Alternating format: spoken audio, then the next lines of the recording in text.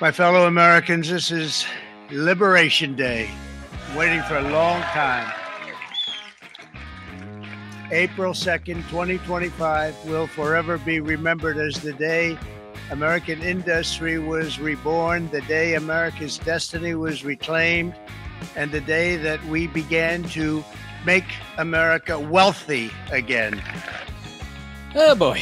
All right. Welcome to the Tariff Show. It is Liberation Day on the day that I am recording this, April 2nd. I'm going to have a guest join me here in a little bit. His name is Aidan Grogan. He's a writer and a PhD student at Liberty University.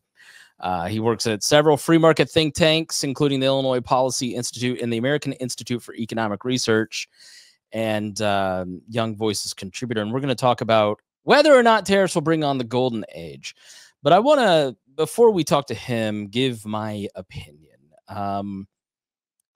First and foremost, I think if you've listened to this show for a long time, you understand I cannot stand politicians. First, we'll just stop there, right? Just stop there. It's not even like, I know I get dinged with TDS and I'm anti-Trump, but that's just because he's a politician, right? Like, I got equally as annoyed today when I saw yesterday there was this big election in Wisconsin where there was $100 million spent on a Supreme Court justice race between a Democrat and a Republican. $100 million on one Supreme Court race. That's bonkers. And $20 million of that was spent by Elon Musk on behalf of the Republican judge. Why? Well, Wisconsin has a law that a car manufacturer cannot own a dealership in Wisconsin. And so he has to go through third-party brokers. And I think that's crazy. I agree with Elon Musk that that's crazy. And he's got a pending court case that will probably end up in the Supreme Court that will allow him to sell cars in Wisconsin. And he's saying Western civilization begins and ends with whether or not this Supreme Court justice was won by a Republican or a Democrat. So, of course, everybody's trolling him today saying, I guess Western civilization is over, right? First of all, this is what I'm talking about. This is a ridiculous claim. And like, in spirit, the Doge project, like, I'm Team Vivek on this. Like, if you watch him talk to Andrew, the podcast guy, Andrew Schultz. And by the way, the kid that has the long hair, the young guy, Nick, I think his name's Nick. He was my intern at Bob and Tom. Really interesting, smart guy. But Andrew Schultz had Vivek on, and go watch that, because you kind of see Vivek. Well, yeah, I wanted to do it the right way. And because I wanted to do it the right way, I got kicked out. Whatever you think of Doge, good or bad, okay? You can't argue that Elon Musk has fudged a lot of these numbers and says a lot of things that just are not true. It's a lot like Donald Trump, okay?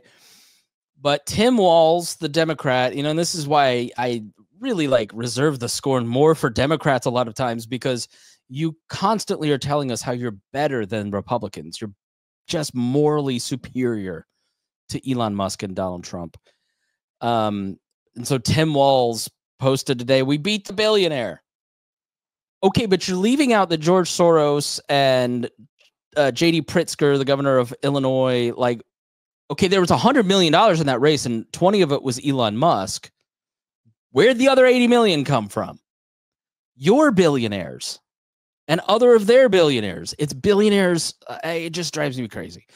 I just hate when people try to manipulate. This is, I think, what really, as somebody who works in the media, I take very seriously what I say. I realized kind of early into We Are Libertarians back in the mid 2010s, what I say into this microphone, people are taking me seriously. I better actually read some stuff and do some research. And I kind of went overboard with it in 2017-ish, but I really take it responsibly.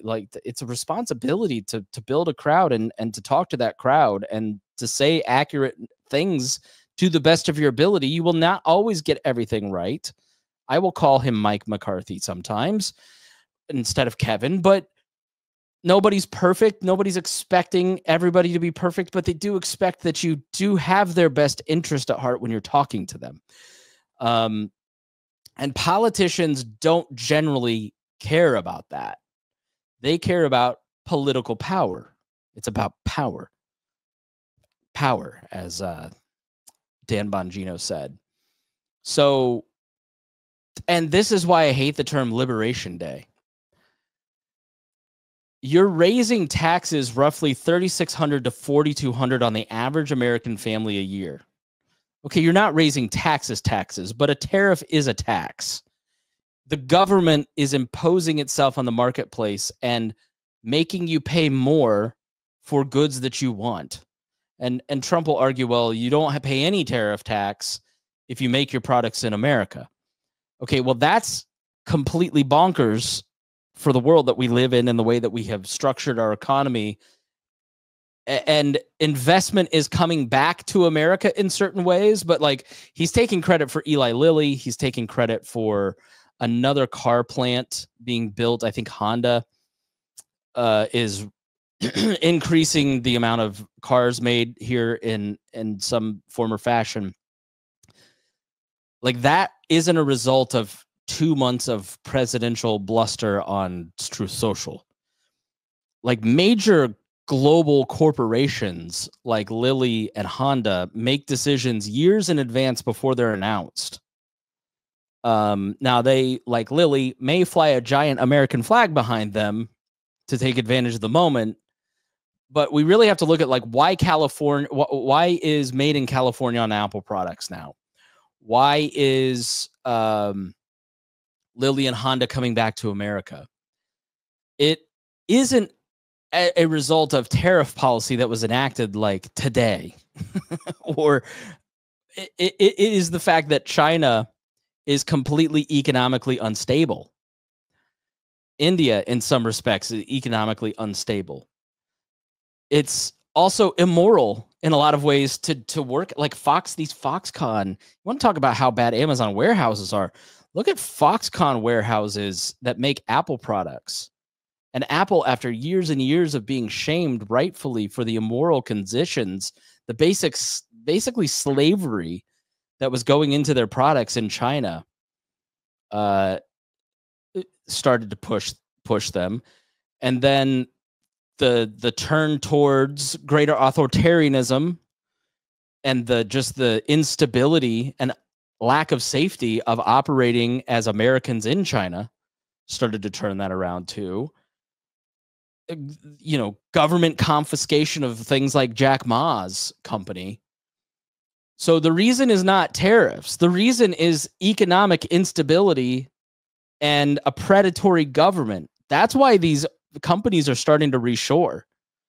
And I think COVID was another wake-up call. We're making all of these drugs in China and India.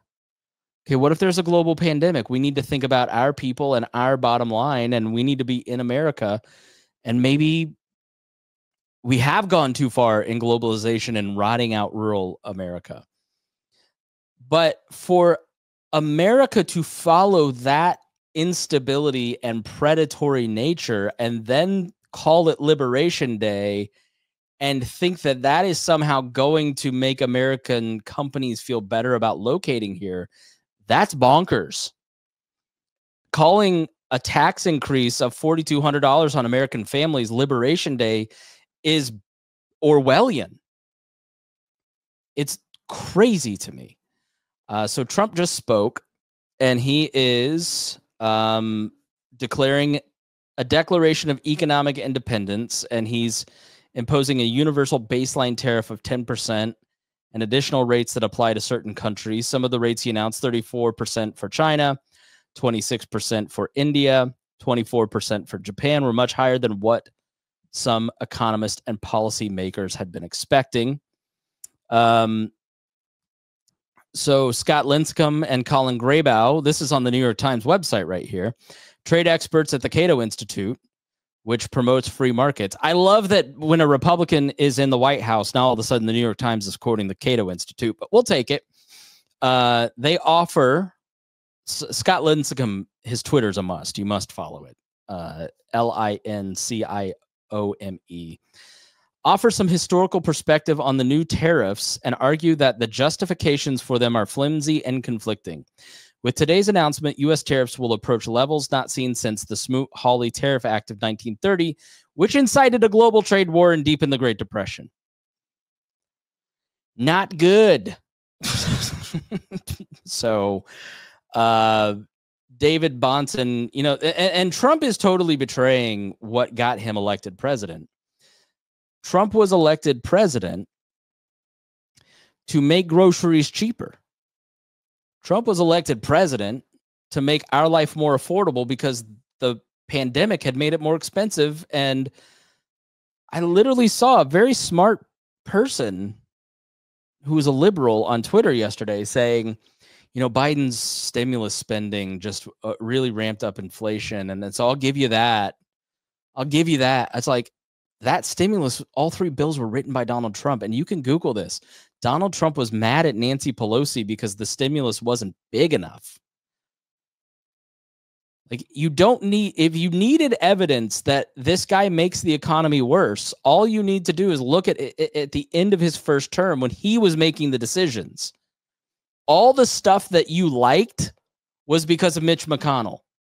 The tax cuts were because of Mitch McConnell. The lowering of the capital gains tax, that was Mitch McConnell and the Republican senators and the adults that were around Donald Trump. So once he was in charge and he was in actually making the decisions by 2020, things got bad. And you don't remember that because they're really good at propaganda, like calling this Liberation Day. It's lying to the American public, and it makes me so angry. So where are we at on tariffs generally? So the New York Times again had an article. Data from the World Trade Organization showed the United States had a trade-weighted average tariff rate of 2.2% in 2023, compared with 2.7% for the European Union, 1.9% in Japan, 3.4% for Canada, 3% for China, and 1.7% for Switzerland. Some poorer countries do have higher rates. India's trade-weighted average tariff rate is 12%, and Mexico's is 3.9%. Vietnam's 5.1%. U.S. tariff rates are somewhat, this is Ed Gresser, who works at the Progressive Policy Institute. U.S. tariff rates are somewhat lower than tariff rates in other countries, but vis-a-vis other rich countries, it's not a lot. Tariff for specific products vary widely. The United States levies individual tariff rates on about 13,000 foreign products, according to Doug Irwin, a trade historian. And the U.S. trades with almost 200 countries, each of which have set their own rates for different products. David Bahnsen is a guy that I like.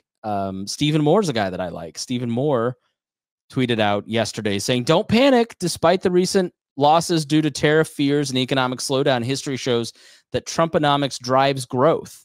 Let me put this up for the video viewers so you can see the tweet. But Stephen Moore, Trump Economic Miracle, that's his book, right? Heritage Fellow, Wall Street Journal writer, Club for Growth founder, really good on economics, but going kind of Looney Tunes. Like, it's like putting astrologers in charge of NASA right now. But David Bahnsen is a guy that I really like, writes for National Review, always on my favorite news podcast, which is The World and Everything in It by World News Group. Bahnsen says in response to this, Steve is right. There were pro-growth policies in 2017 that trumped the tiny miniature tariffs of 2018. The two things different this time at this point are pro-growth policies are not yet there on the tax side. They may come, they may not. They may come, but be much less stimulative to the supply side than they were in 2017. Those tax cuts are supposed to expire. But so far, the market can't assume that level of supply side pro-growth tax cuts are coming. And B, the 2025 tariff threats are equally roughly 9 times larger than the 2018 tariffs, many of which never even happened and were sliced to death with exceptions, exemptions, and waivers. 30 billion of tax increases versus 280 billion are on the table now, and it's apples to refrigerators levels different. So, you know, that number of 30 billion of tax increases in 2018 versus 280 billion. Man, that's pretty significant. And you're going to pay the cost. And then the head of his, was it the Treasury Secretary, saying, you know, the American dream is not cheaper goods. And no, that's right. But you're trying to prime me for paying more to be like higher prices are patriotic. So while we wait for our guest to join the conversation, I'm going to, you need some Reaganomics. Now, listen, you're going to love Aiden, but I think we're in a moment where we need a pro. All right. And Aiden is very good. I'm marginal. I think what we need is a little Reagan, a little Ronald Reagan, not my wife Reagan, who was named after Ronald Reagan. Believe it or not, that's how Republican her parents were. They're still pretty Republican. They had their Ron Paul moment, but Ronald Reagan gave these radio addresses starting back before he was president. So let me give you a little Reagan history here. Okay. Reagan, after he was governor, did these radio addresses. There's a great audiobook, a collection of them that you can find on Audible. But he loved doing the radio address every week, and they're just two legal pages handwritten of solid libertarianism in a lot of ways. But Reagan continued to give radio addresses like most presidents. Obama finally killed it and started doing web addresses.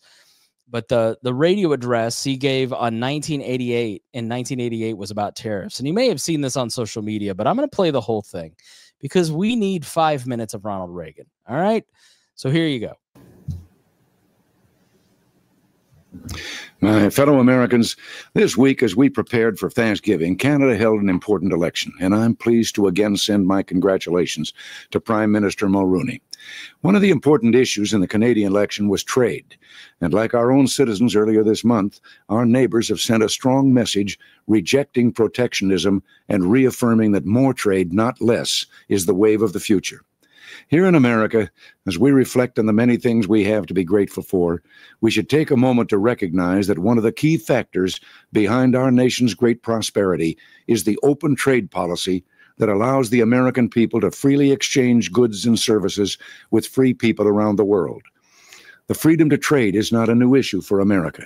In 1776, our founding fathers signed the Declaration of Independence, charging the British with a number of offenses, among them, and I quote, cutting off our trade with all parts of the world, end quote.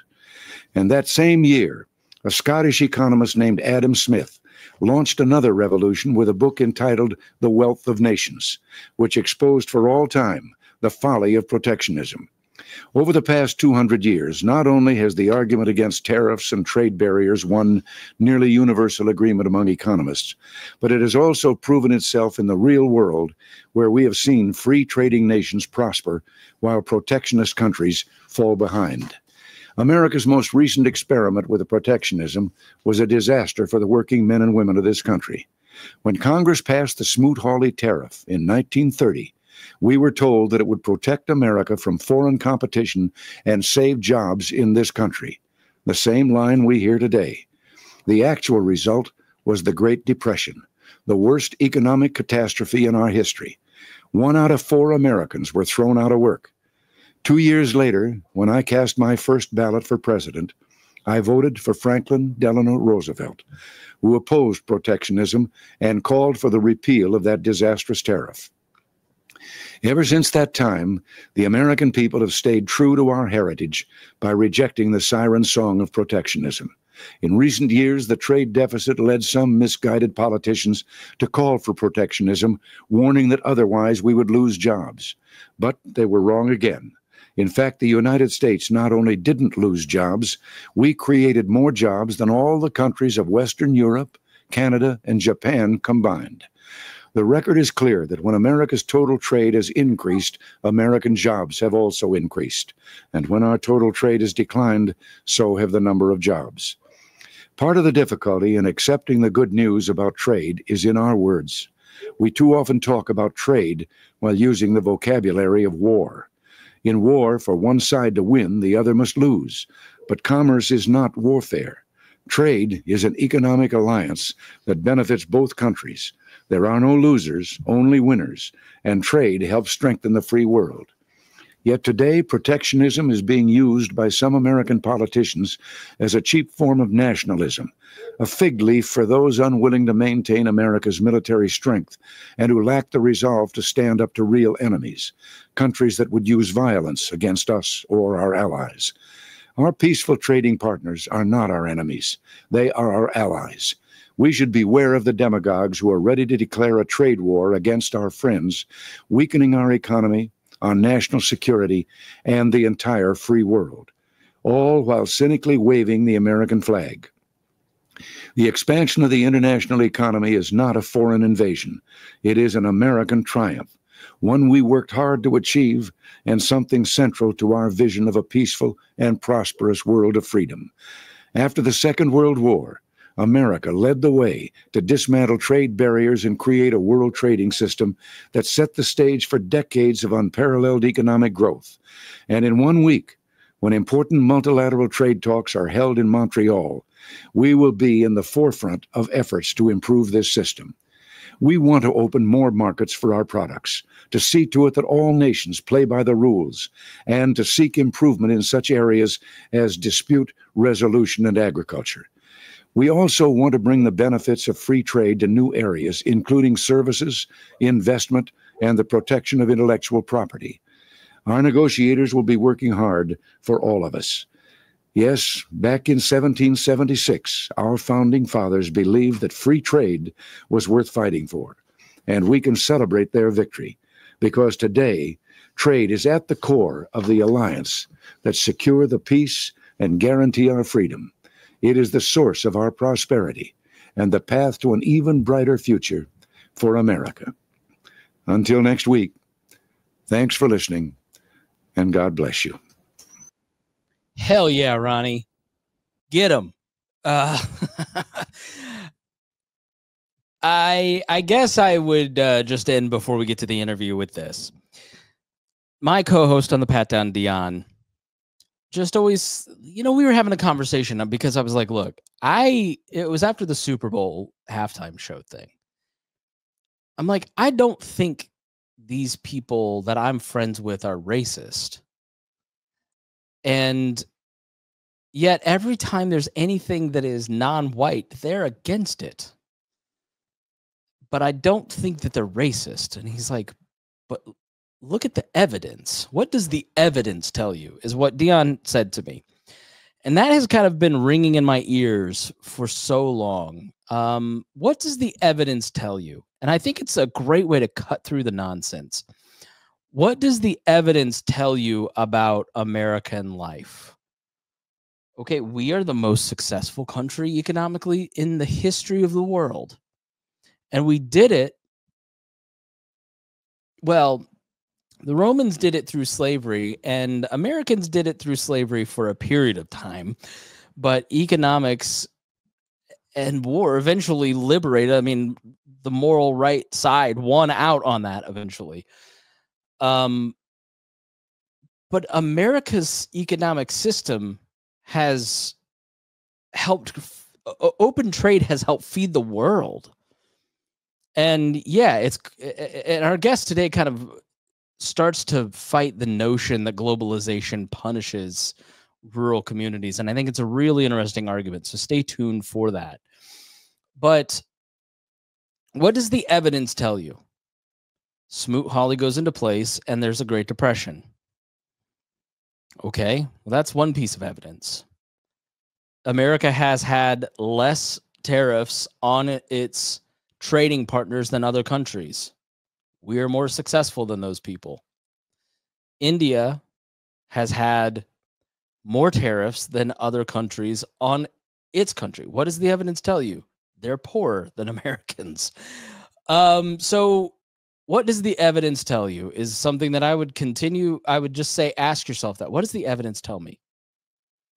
Like, I can't tell if Donald Trump's racist or not. What does the evidence tell you? Who does he cater to? What does he say? I can't tell if Donald Trump's right or wrong about this. What does the evidence tell you? The people who are for his belief in tariffs, there's like 14 of them in the country that think this is a good idea. And then there's a bunch of politically interested people who tell him that, oh, I agree with you, sir. Thank you. Can I have a job now? What does the evidence tell you? So our next guest is great at presenting evidence and giving a perspective. You can see why he's a doctoral candidate. Sharp mind. Love his sense of style. Great head of hair.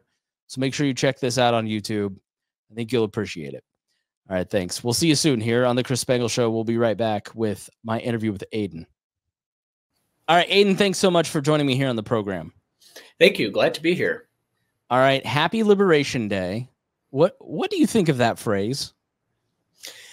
Well, we're certainly not being liberated. We're going to have higher prices for businesses and consumers. So exactly what we're being liberated from, I do not know. So reciprocal tariffs is obviously in the news today. That's top of the headlines everywhere. And I think reciprocal tariffs can certainly have good motivations insofar as they try to make the world more free market.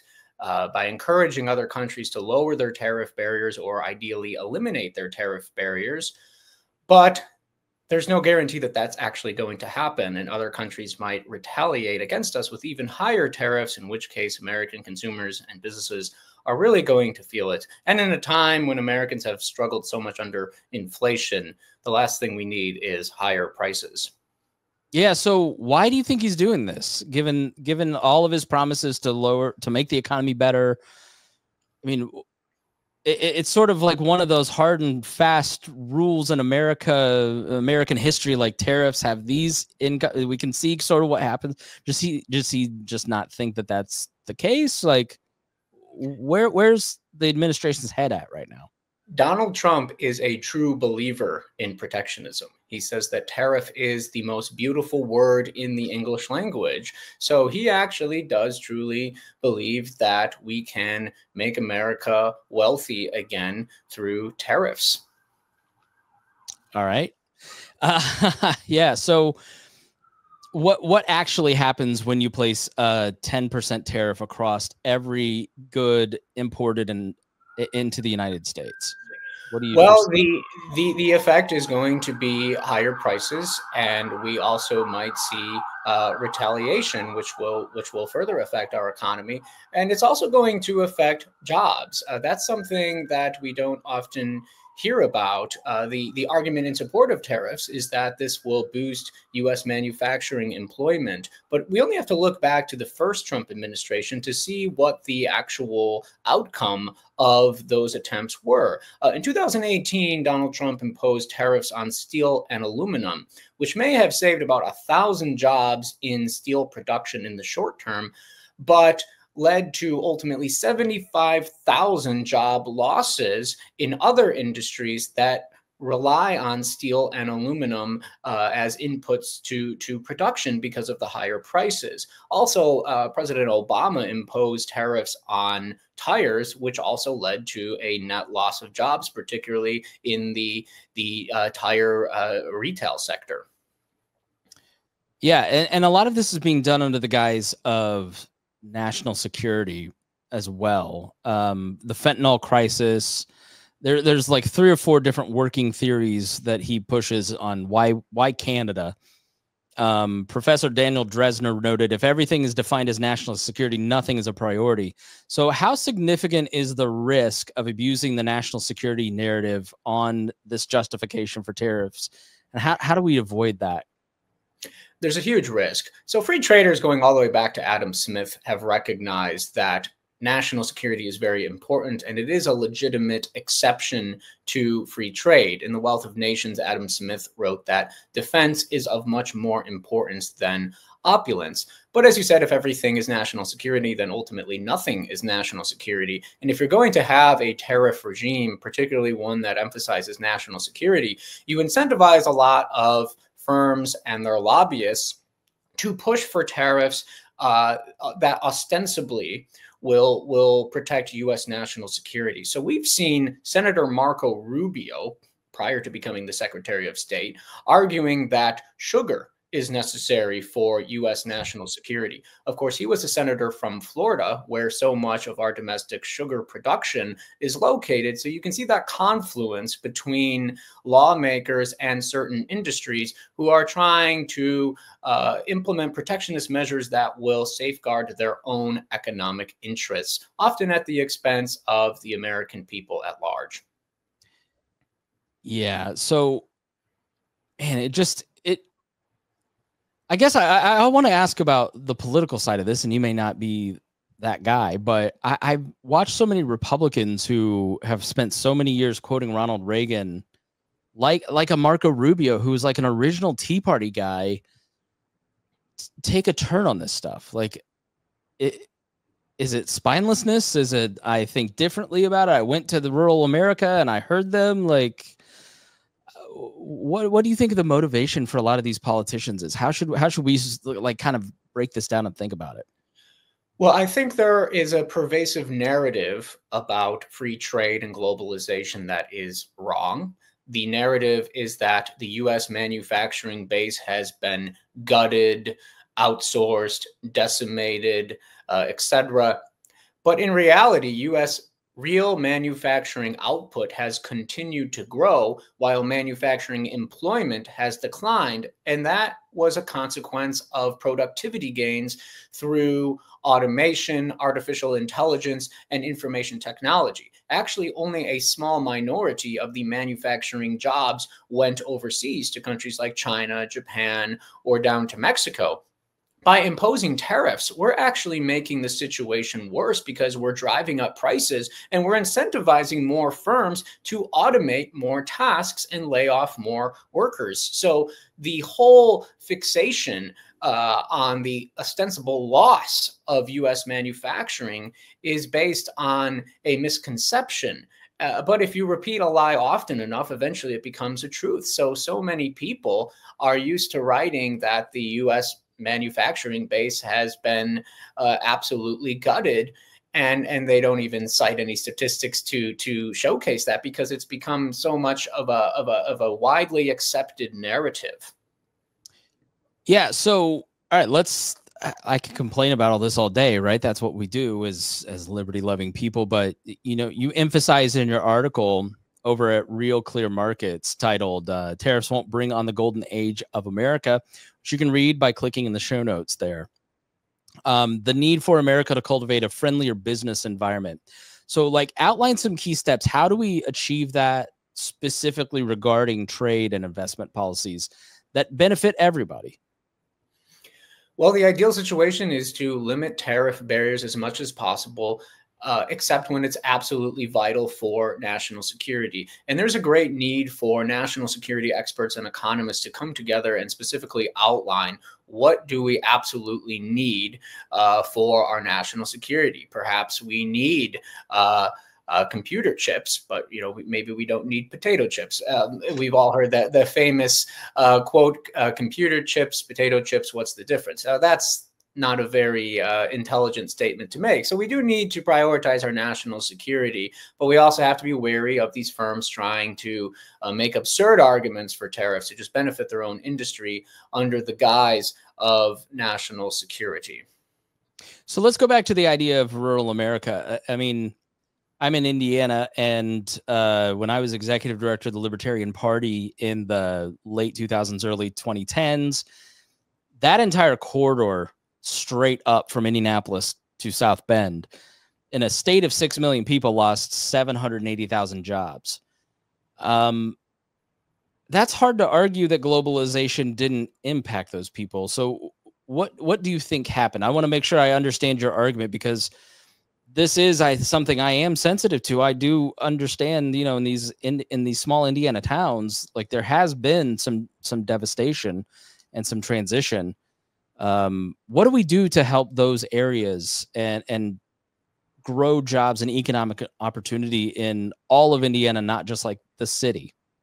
Absolutely. So I'd like to first say that I'm from Chicago and I attended Illinois State University, which is in the heart of Illinois' Rust Belt. So I've been to some of these Rust Belt towns firsthand. I've seen how economically depressed they are and the various social problems that are occurring in these towns. So it's an issue that I've been particularly attentive to. And I used to be a protectionist. I used to think that tariffs were a way to revitalize these communities and perhaps solve some of these social problems, until I realized that the argument is based on a lot of misconceptions and a lot of childish narratives that tariffs can revitalize Americans' devotion to traditional social norms surrounding family and so forth.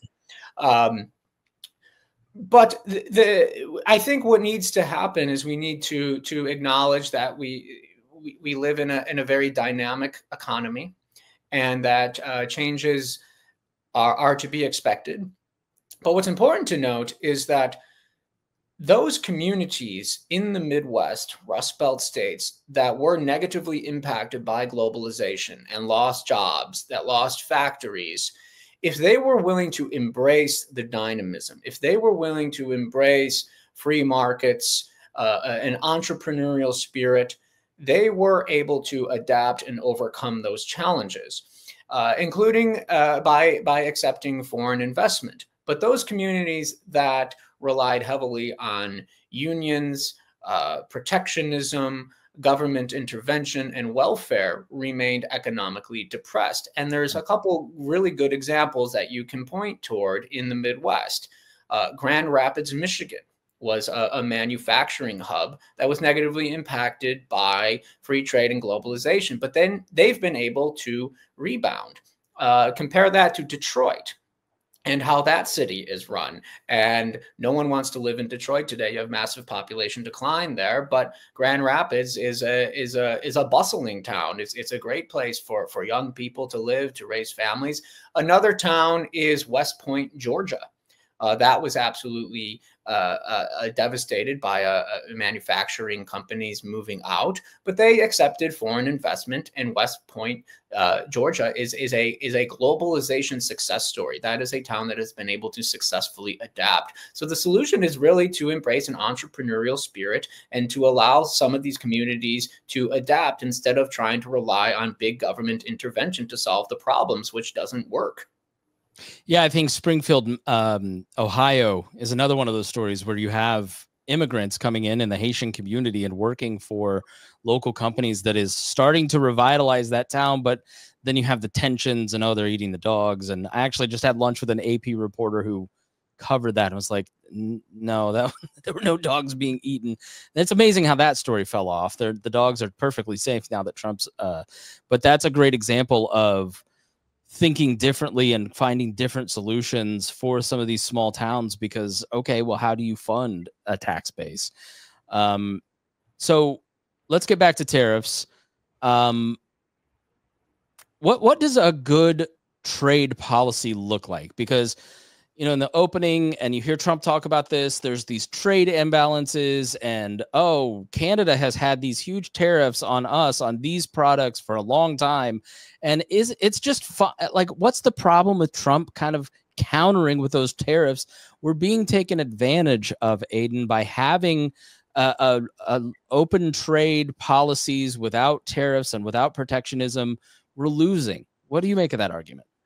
So the Trump administration has been really clever because it has pointed toward these examples of other countries having these outrageous tariffs against us on certain products, but they're not looking at this from a 30,000-foot view to recognize that if you look at the average tariff rates of all countries in the world, the United States ranks somewhere in the middle. It's not as if we're the idiotic country at the top that is resolutely committed to free trade as the rest of the world has super high tariffs against us. In fact, some of our major trading partners have lower average tariffs than the United States. One such example is Poland, which is a far more nationalist and collectivist country than we are, but they have a lower average tariff rate because the Poles understand that free trade is extremely beneficial to them. Also, the countries with the highest average tariffs tend to be the most impoverished, tyrannical, and corrupt countries. So we have to look at this from a different perspective and not just concentrate on a few of these outrageous tariffs against the United States. And again, reciprocal tariffs may have good intentions, and only time will tell if reciprocal tariffs succeed in bringing down other countries' tariff rates against the United States. But it's going to lead to problems if these countries retaliate by implementing even higher tariffs. So yesterday I aired an episode with Gabby Blanco, who is a defector from Cuba. She works for the Dissident Project. And at the end of our episode, she said tariffs are kind of good because why should we have open trade with Cuba, which is this murderous regime? And all we're doing is enriching the richest people in Cuba to continue to enslave her family. Are there places for tariffs like that? I found her argument to be somewhat persuasive. What do you make of that? Well, I think you can always point toward individual examples and make a moral or emotional case for a certain policy. And sometimes you can analyze these on a case-by-case basis. But if you're going to go so far as to say tariff is the most beautiful word in the English language, and that tariffs are going to bring about this golden age of America, or that tariffs are going to make young men so rich that they become more attractive to women, and that restores the sanctity of the American family, that's an absolutely ridiculous and childish argument. We need to start taking some of these issues a lot more seriously and not just have simple solutions to very complicated problems. All right, so we elect you president, and you can't do any worse. So let's give it a shot. What do you do tomorrow in regards to tariffs? Well, I would eliminate most tariffs, and I would bring together great advisors on national security and economics to come up with a list of materials and industries that are absolutely necessary for U.S. national security, particularly against the rising threat of China, and I would proceed accordingly. All right. Well, final thought, like give it, the floor is yours. I'm sure there's something that I should have asked you that I just don't know to ask you, and I'd love to hear like what that is. What's your message for those who are listening? Well, one big issue I have focused on is the relationship between free trade and globalization and the breakdown of the family. Many on the new right who are inclined toward national conservatism or post-liberalism have argued that the free trade consensus of the post-war era, or particularly the so-called market fundamentalism of the last 40 years, has wreaked economic havoc on the United States, particularly on the heartland and working class, non-college educated Americans, diminishing their prospects for marriage and having children and so forth. Oftentimes they say that the spike in out-of-wedlock births is caused by the free trade consensus and the havoc that has inflicted on certain communities. But if you look at the decline in the marriage rate, which really began or really took off after the 1960s, you'll notice that there is an analogous trend across the developed world, from Japan and South Korea to Australia and the European Union. But Japan and South Korea have been beneficiaries of globalization. Those countries have become enormously prosperous thanks to globalization and the economic prosperity that it has brought them. But the marriage rate is declining everywhere across the developed world. And that's a consequence of vast social changes, changes in family structure, changes in the role of women in society. So we can't blame that on globalization. Also, as for the spike in out-of-wedlock births, what changed in America after the 1960s Cultural Revolution was the abandonment of an old custom called the shotgun marriage. It used to be that if you got a woman pregnant, you were expected to marry her and marry her prior to her giving birth to that child. Now, it was called a shotgun wedding, not necessarily just because the wedding was done quickly, but also because there was sometimes a shotgun involved. The woman's brother or her father were saying, "You better marry my daughter or else." So an interesting paper written by the former Treasury Secretary Janet Yellen, as well as some other economists and scholars, found that the disappearance of the shotgun marriage custom is what explains a lot of the rise in out-of-wedlock births throughout the 1980s and 1990s. So we can't really attribute this to free trade or globalization. That argument sounds quite Marxist and materialistic because it's attributing social pathologies almost exclusively to economic conditions rather than to culture and social norms. So I think a lot of the new right is very inclined toward that type of thinking, and they think if we simply change economic policy to be more collectivist or nationalist, that we can solve some of these social problems. But it's a very naive and childish approach to the world. And again, we need to start taking some of these problems more seriously and revitalize American civil society, which can't be achieved through public policy. Yeah, I couldn't agree with you more. I mean, the reality is that the government can't solve a heart problem. Like it has to come from community-based solutions, people working voluntarily together on their local level to solve these problems. You take an issue like marriage dissolution, single parent households. Poverty is a huge, huge precursor to many of those things. It's partly the cause, partly, of you're a victim of your economic situation. Like eliminating jobs that are accessible to people in those situations, making their groceries more expensive, puts more pressure on the family and causes more dissolution. It's sort of like you said, progressive in that it backfires once you start to look to the government to solve some of these cultural issues. It's backwards to me. Absolutely. Russell Kirk, the author of The Conservative Mind, said that one of the chief principles of the conservative is prudence, which means we have to consider the broad effects of anything that we do in policy. We can't just consider its short-term effects. We also have to consider its long-term effects. So with tariffs, there's always unintended consequences. And oftentimes those unintended consequences cause a lot more damage than any short-term good they may bring about. All right, Aidan, I like the cut of your jib. Where can I follow you? Where can I learn more about what you're writing? You can follow me on X at Aidan Grogan. That's AIDANGROGAN. You could also visit the American Institute for Economic Research at AIER.org or thedailyeconomy.org, and I have several articles that are posted there. All right, and you got great hair. If you're listening on audio, you're missing out. Check the clips on social media or on our YouTube channel. Aidan, it's like a pompadour almost. What could I say? It's I don't know, very very 1950s look. I think we need to bring back the old genteel conservatism. All right. Well, we're looking a little sloppy out there these days. Oh, believe me. Yeah, I know exactly what you mean.